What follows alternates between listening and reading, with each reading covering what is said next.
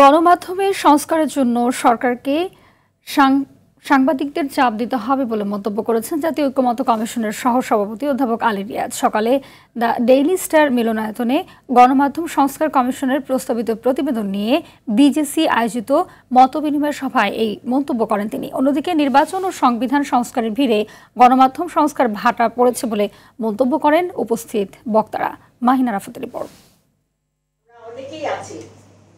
গণমাধ্যম সংস্কার কমিশনের প্রস্তাবিত প্রতিবেদন নিয়ে মত বিনিময় সভার আয়োজন করে ব্রডকাস্ট জার্নালিস্ট সেন্টার বিজেসি।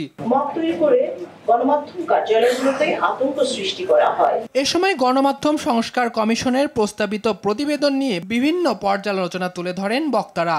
উঠে আসে সংবাদ মাধ্যমের নীতিমালা, সাংবাদিকদের অনৈক্য, সংগঠনের আধিক্য এবং ওয়েস্টবোর্ড বাস্তবায়নে বিভিন্ন বাধার কথা।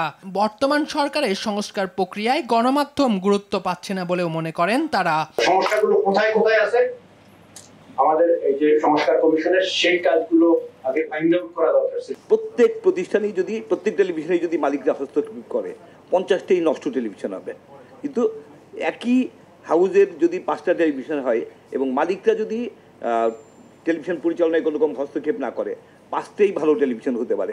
আমাদের অনেক কিছুই নাই, কিন্তু বেসিক যে জিনিসটা বেতন ভাতা সাংবাদিকদের, এই জায়গাটুকু আজ পর্যন্ত এনশিওর করা যায় নাই। অনুষ্ঠানের প্রধান অতিথি জাতীয় ঐক্যমত্য কমিশনের সহসভাপতি অধ্যাপক আলী রিয়াজ বলেন, সংস্কারের জন্য সরকারের অপেক্ষায় না থেকে পেশাদারিত্বের জায়গা থেকে সাংবাদিকদের এগিয়ে আসা উচিত। সংস্কারের দায়িত্ব কেবল সংস্কার কমিশনের নয়, সংস্কারের দায়িত্ব কেবলমাত্র অন্তর্বর্তী সরকারের নয়, এটা আপনাদের হাতে।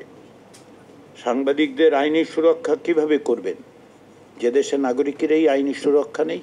গণমাধ্যমের স্বাধীনতার জন্য রাজনৈতিক দলগুলোরও প্রতিশ্রুতিবদ্ধ হওয়া উচিত বলে মনে করেন তিনি। কোনো অবস্থাতেই যার গভীর রাত্রে আপনাকে ফোন করার কথা না, তারা এই রকম ফোন করবে না, এই ব্যবস্থায় এই অঙ্গীকার রাজনীতিবিদরা দিক। ডিজিটালাইজেশনের মাধ্যমে টেলিভিশন চ্যানেলগুলোকে আর্থিকভাবে টেকসই করতে পারলে সাংবাদিকদের নিরাপত্তা নিশ্চিত সম্ভব বলেও মনে করেন বক্তারা। তারাও অনেক কিছু জানতে চেয়েছেন। মাহিনা রাফাত, RTV, ঢাকা।